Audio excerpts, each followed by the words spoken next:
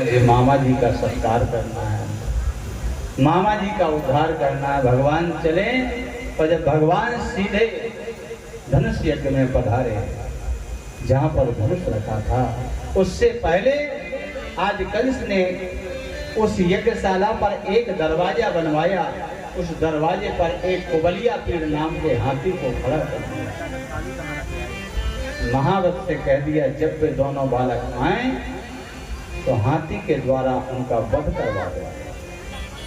जैसे कन्हैया ने दरवाजे पर प्रवेश किया, वैसे ही महावत चिल्लाया, रुको, पहले तुम्हें हमारे हाथी से युद्ध करना होगा। वो कुबलिया नाम का हाथी, जिसमें 10,000 हाथियों का बल था, आज भगवान को मारने के लिए जपता है। बलराम जी महाराज कहते हैं, भैया क्या किया जाए? भगवान कृष्ण कहते हैं, दाऊ भैया, अब तो इसका उद्धार करना है। एक दांत पकड़ा बलराम जी ने, एक पकड़ा भगवान कृष्ण ने, उसको धरती से दे मारा, उसका अंत हो गया। बोलिए गोविंद भगवान की। अब भगवान का क्रोध जागृत हो गया। भगवान ने जैसे ही महावत को देखा, झपट पड़े और महावत का भी संहार कर दिया। सीधे भगवान कृष्ण और बलराम यज्ञ भूमि में पधारे।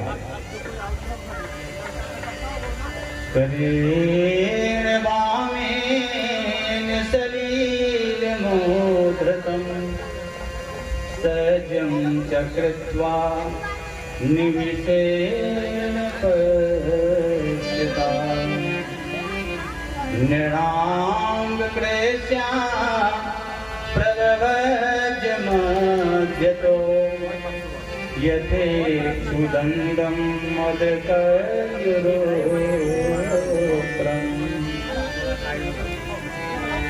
भगवान ने जैसे धनुष को देखा, अपने बाएं हाथ से प्रभु ने धनुष उठाया।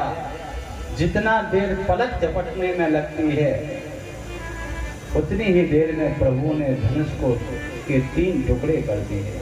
आवाज आई, कंस ने कहा, ये आवाज किसकी है? सैनिकों ने कहा, महाराज लगता है किसी ने आपका धनुष तोड़ दिया है। याद आ गया कंस को कि जब परशुराम जी महाराज ने धनुष दिया था तो कहा था कि जो इस धनुष को तोड़ेगा वो तुम्हें कदापि नहीं छोड़ेगा। अब तो भयभीत हो गया। सैनिकों से कहा कि उनसे कहो कि तुम्हें कंस ने बुलाया है। भगवान जैसे ही पधारे रंगभूमि में, तो श्री सुखदेव जी महाराज ने उस सुंदर झांकी का वर्णन किया है। मल्लानां सनृणां नरवरा स्त्रीणां स्मरो मूर्तिवान् गोपानां स्वजनो सतां स्थिभुजां शास्ता स्वपेत्रो शिशु। जब प्रभु उस रंगभूमि में पधारे हैं, तो जो स्त्रियां भगवान को बालक के रूप में देखने लगी तो भगवान बालक दिखाई दिए। जिन स्त्रियों ने पति के रूप में देखा उनको पति दिखाई दिए। जिनको योद्धा के रूप में देखा तो योद्धा दिखाई दिए। बाबा तुलसी लिख रहे हैं कि जाकी रही भावना जैसी, जाकी रही भावना जैसी, जाकी रही भावना जैसी, जाकी रही भावना जैसी, प्रभु जय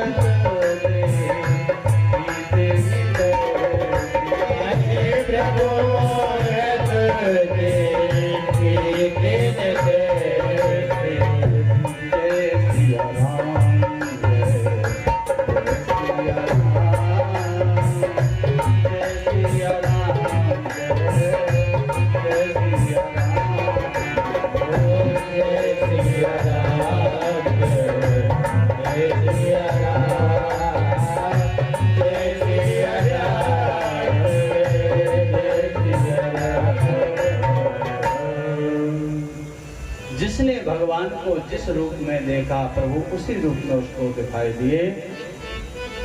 आज कंस कहने लगा, कृष्ण तुम बहुत बलशाली हो, तुमने पूतना को मार दिया, तृणावर्त को मारा, सकट भंजन को मारा, बकासुर को, अघासुर को, व्योमासुर को, वत्सासुर को, केसी को आदि तुमने योद्धा मार दी। यहाँ तक कि तुमने 10,000 हाथियों का जिसमें बल था उस कुबलियापीर नाम के हाथी को मार दिया, महावत को मार दिया।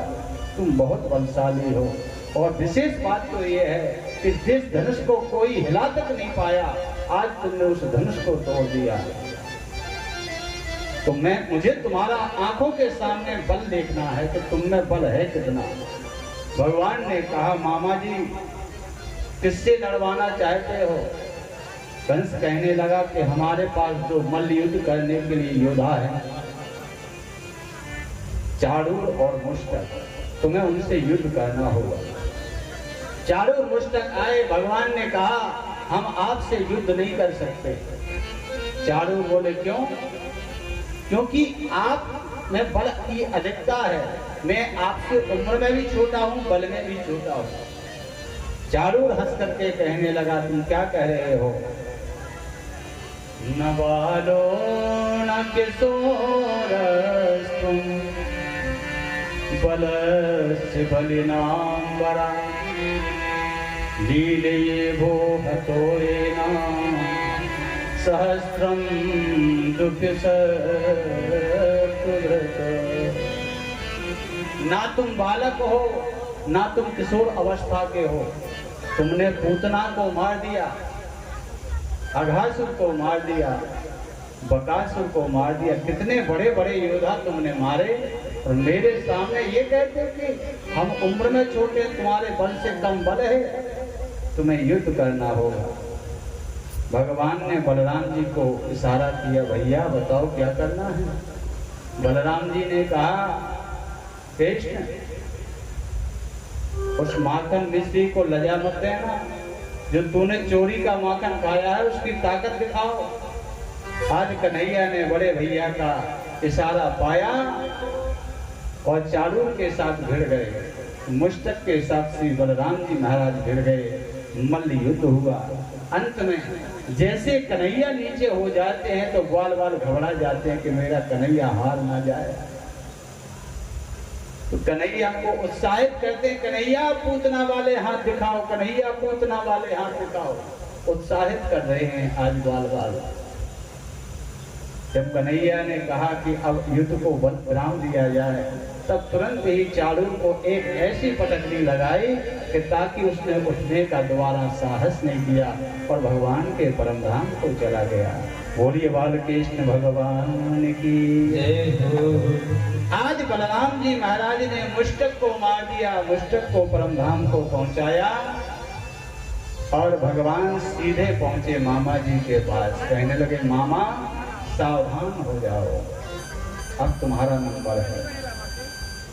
कंस कहने लगा, तुम मुझे नहीं मार सकते, मैं तुम्हारा मामा हूं। तुरंत ही भगवान ने कंस के केशों को पकड़ा और घसीट रहे हैं।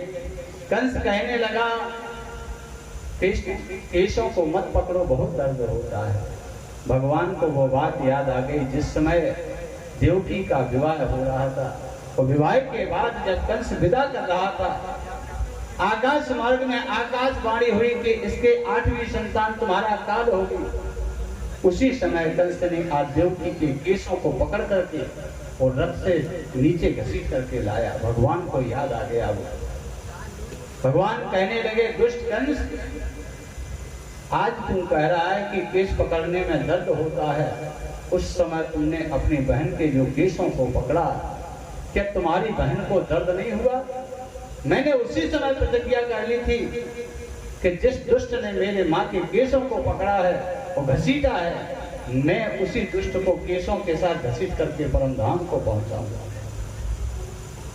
आज भगवान ने विलंबना करते हुए एक ऐसा घूंसा मारा कि सदा के लिए लीन हो गया कंस। तो भगवान ने कंस का उद्धार कर दिया। बोलिए बालकृष्ण भगवान की जय हो। आज कंस को मार करके भगवान ने उग्रसेन को गद्दी पर बिठाया और आज मेरे प्रभु ने अपने माता पिता के चरणों में पहली बार प्रणाम किया। कैसे प्रणाम कर रहे हैं? नीति शास्त्र कहता है अभिवादनशीलस्य नित्यं हृद्योपसेविनः चत्वारि तस्य वर्धन्ते आयुर्विद्या यशोवर्धनम्। नीति शास्त्र कहता है प्रणाम करने से क्या फायदे हैं। आजकल लोग प्रणाम करना भूल गए। देखा होगा कोई प्रणाम नहीं करता। प्रणाम करने से, झुकने से 4 चीजें बढ़ती हैं। आयुर्विद्या यशो बलम। पहले आयु बढ़ जाएगी। झुकना सीखो। झुकना ही नहीं जानते। आजकल तो एक सिस्टम और चल गया, जैसे अपने घर कोई रिश्तेदार आए और जाने लगे तो कैसे बोलते, वो वहां से ऐसा हाथ हिलाते हो, ये यहाँ से हाथ हिलाते हो। तो इसका मतलब जानते हो? वो कह रहा है कि हम लौट के तुम्हारे घर ना आएंगे, तो ये कह रहा है कि हम भी तुम्हारे घर नहीं आएंगे। ये सब प्रणाम हो रहा है। कोई व्यक्ति पैर छूना नहीं जानता कि पैर किस तरीके से, क्या नियम है पैर छूने का। हमने आपको बताया था कि जब तक अपने हाथों के नाखून जिसके पैर छू रहे हो उसके अंगूठे के नाखून से स्पर्श ना हो, तब तक कोई फायदा होने वाला नहीं है। तो अब तो पैर तो ठीक है, घुटनन के छू रहे हैं तो खूब मालिश चल रहा घुटनन को, लेकिन घुटने में नहीं है। प्यारे, नीति शास्त्र के साथ चलिए। नीति शास्त्र कहता है आयुर्विद्या यशो बलम। झुकिए, देखना, बंधन करने से चाहे भगवान हो चाहे इंसान हो, दोनों बंधन में पड़ जाते हैं। बंधन एक ऐसा शस्त्र है कि अगर आपने चला दिया तो चाहे वो इंसान हो तो चाहे वो भगवान हो, उसको झुकना ही पड़ेगा। और अगर आप झुकते हैं तो झुकता वही है जिसमें विनम्रता होती है। और विनम्रता तब आएगी जब हम झुकेंगे। तो पहले आयु बढ़ेगी आपकी, फिर विद्या बढ़ेगी, आपका ज्ञान बढ़ेगा, फिर यश बढ़ेगा और फिर आप में बल बढ़ेगा। और जीवन में इन 4 की बड़ी आवश्यकता है। लोग मंदिर में जाते हैं, हे प्रभु उम्र बढ़ाई हो। याद रखो, बड़ों के सामने, साधु संतों के सामने, ब्राह्मणों के सामने झुकना सीखो। माता पिता के सामने झुकना सीखो।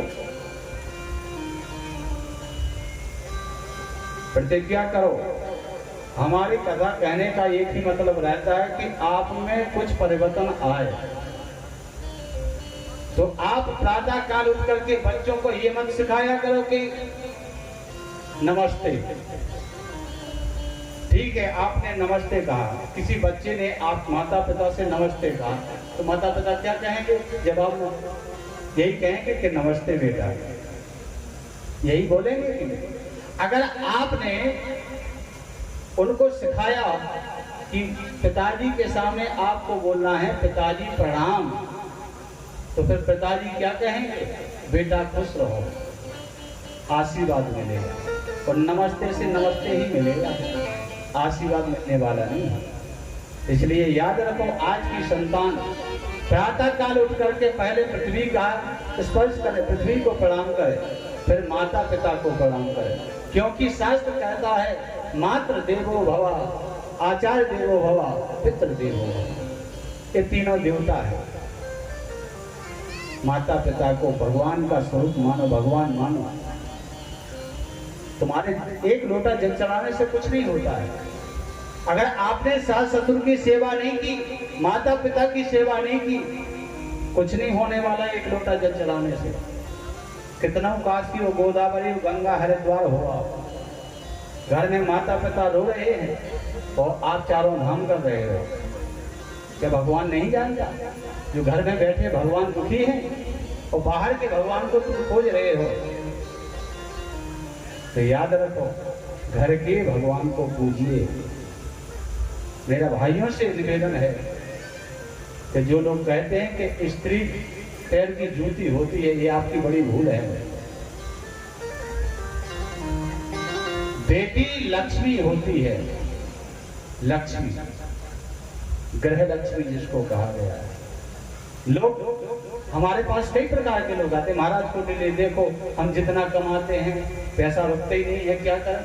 कोई उपाय बताओ। एक ही उपाय है, अगर आपने घर की पत्नी का सम्मान करना सीख लिया, समझ लीजिए आपके घर में संपत्ति का ढेर लग जाएगा। सम्मान करना सीखिए। केवल सम्मान पाने की भावना नहीं मत रखिए। सम्मान अगर आप देंगे तो निश्चित है कि आपको सम्मान मिलेगा। जब हम किसी बड़े बुजुर्गों का, माता पिता का, गुरु का, आचार्य का सम्मान करेंगे तो निश्चित है वो हमको भी सम्मान देंगे। सम्मान देने से सम्मान मिलता है, चाहे वो गुरु हो चाहे वो शिष्य हो। अगर शिष्य गुरु को सम्मान देगा तो धर्म है गुरु का कि गुरु शिष्य को भी सम्मान दे। अगर पत्नी पति को सम्मान दे रही है तो पति का भी धर्म है कि पत्नी को भी सम्मान दे। उसी सम्मान की दृष्टि से आपने देखा होगा जब विवाह होता है तो पिता के घर से कितनी चीजें चली जाती हैं। लोग कहते हैं कि महाराज एक घर में खुशी आती है, एक घर में दुख छा जाता है। दुख उस बेटी के घर में छा जाता है। जब बेटी घर से निकलती है तो लक्ष्मी निकल जाता है। तो जो कर्ता कामदार होते हैं, जो घर के परिवार के लोग होते हैं, वो बिल्कुल शिथिल हो जाते हैं। घर में रौनक नहीं रहती है। और आजकल तो एक और चली, माता बहनें बहुत बड़ी भूल करती हैं। बोले हम रानी लक्ष्मीबाई बन गए, रानी लक्ष्मीबाई बन गए। नहीं हो, रानी लक्ष्मीबाई हो। इनकी भी अवस्थाएं होती हैं। जब बेटी अपने पिता के घर में रहती है तो वो रानी बिटिया बन के रहती है। हम रानी लक्ष्मीबाई का अर्थ बता रहे हैं आपको। जब वो अपनी पिता के घर में रहती है तो रानी बिटिया बन के रहती है, तो रानी हो गई। और जब वो अपने ससुराल आती है तो वो लक्ष्मी का स्वरूप बन करके आती है, तो रानी लक्ष्मी। और फिर 50 के ऊपर निकली तो बाई तो है, तो रानी लक्ष्मी भाई तो है। हमारे बुंदेलखंड की हर माताएं बहनें रानी लक्ष्मीबाई हैं। आज भगवान ने अपने माता पिता को प्रणाम किया। देवकी वसुदेव ने आज भगवान के जो संस्कार रह गए थे वो संस्कार पूरे करवा रहे। इधर बलराम जी महाराज से सभी ग्वाल बाल नंद बाबा जब जाने लगे तो भगवान से कहा, प्रभु आपको क्या करना है? भगवान बोले आप लोग जाओ, हम कुछ दिन बाद आ जाएंगे। बड़ा कष्ट हुआ भगवान को कहते समय कि उन गोपियों को, माता यशोदा को हम कह के आए थे कि परसों आ जाएंगे, लेकिन यहाँ जो मेरे माता पिता हैं देवकी वसुदेव, इनको हमारा प्यार नहीं मिला है। मेरा कर्तव्य है कि इनको भी मेरा प्यार मिलना चाहिए। आज सबको विदा कर दिया ग्वाल बालों को, और भगवान आज मथुरा में रहने लगे। वसुदेव जी महाराज ने कहा कि अभी इनका विद्याध्ययन का संस्कार नहीं हुआ, तो अवंतिकापुरी में, उज्जैन को बोलते हैं अवंतिकापुरी। आज उज्जैन में सांदीपनी मुनि के यहाँ आश्रम में विद्याध्ययन के लिए भेजा। प्रभु ने कुछ अल्प समय में विद्या पाकर के आने लगे। और जब भगवान ने गुरु से कहा कि गुरुजी मैं अब पूरी विद्या प्राप्त कर चुका हूँ, अब मैंने आपसे जो शिक्षा ग्रहण की है, मेरा दायित्व बनता है कि आपको दक्षिणा दी जाए। क्या चाहिए प्रभु? चरणों में गिर पड़े भगवान। सांदीपनी मुनि ने हृदय से लगाया भगवान को माता जी रोते हुई आई, कहने लगी बेटा अगर तुम दक्षिणा देना चाहते हो तो मेरी एक मनोकामना पूर्ण कर दो। भगवान ने कहा माँ बताइए क्या आज्ञा है। बेटा मेरा एक पुत्र था, लेकिन वो समुद्र के किनारे पर गया तो फिर लौट के नहीं आया, प्रभास क्षेत्र में मारा गया, मेरे उस पुत्र को वापस कर दो। भगवान ने कहा कि तुम्हारा पुत्र किसने मारा? तो गुरु माता कहने लगी कि समुद्र में स्नान के लिए गया था। भगवान समुद्र के पास गए, मेरे गुरुपुत्र को दे दो।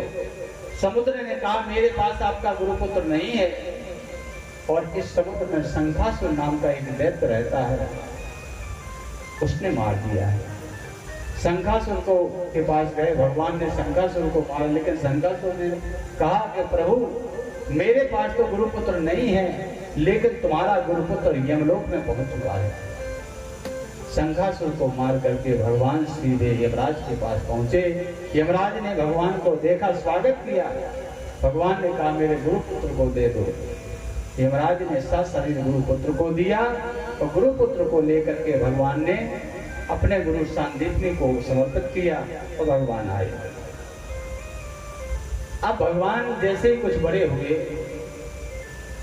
तो एक समय श्री वसुदेव जी महाराज देवकी मैया से वार्तालाप करने लगे कि देखो अभी तक तुमने अपने हाथों से कन्हैया को भोजन नहीं करवाया, आज भोजन करवाओ अपने हाथों से। जैसी माँ देवकी भोजन का थाल परोस करके लाई कन्हैया के सामने रखा, तो कन्हैया उस थाली को देख करके हिलक हिलक करके रोने लगे।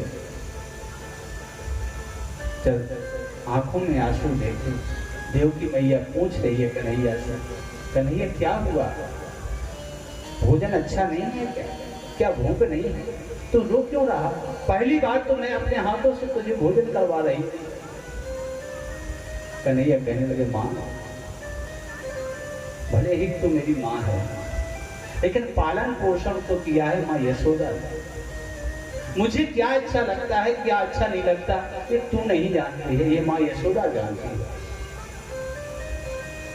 वह अगर मैं गोकुल में होता तो भोजन की थाली आने से पहले मेरी माँ 10 बार मुझसे पूछती यशोदा बेटा क्या क्या चाहिए तुझे, क्या खिलाऊं, क्या खाने का तेरा मन है, बार बार मुझसे पूछने लगती थी। आज तुरंत दौड़ करके देवकी मैया गई वसुदेव जी के पास, कन्हैया आज रो रहा है, उसको आज ब्रज की याद आ रही है। वसुदेव जी महाराज ने आज बृहस्पति के शिष्य उद्धव जी को भेजा, जैसे उद्धव जी आए भगवान उद्धव जी से लिपट करके रोने लगे। उद्धव